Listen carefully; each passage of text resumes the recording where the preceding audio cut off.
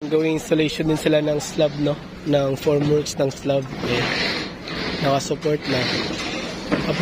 Papatungan na ng forms.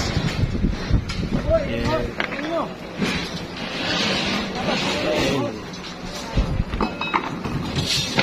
Pasad do kasi Friday schedule. Tapos at the same time, may nag-aakot naman tuloy-tuloy ng bakal, no? Tapos, ayan. Pinahakot nila yan. Pang beam yan na forms, no? Yung nakatali na yan. Yung forma sa beam. Nakasukat na yan sa side. Ayan. Yung ganyan, no? Habang pinupormahan dito, sa ilalim ng slab, ay para sa slab, dito naman nagsisimula sila magbakal, no? Nice. So, separate yung nagpoporma, separate yung nagbabakal.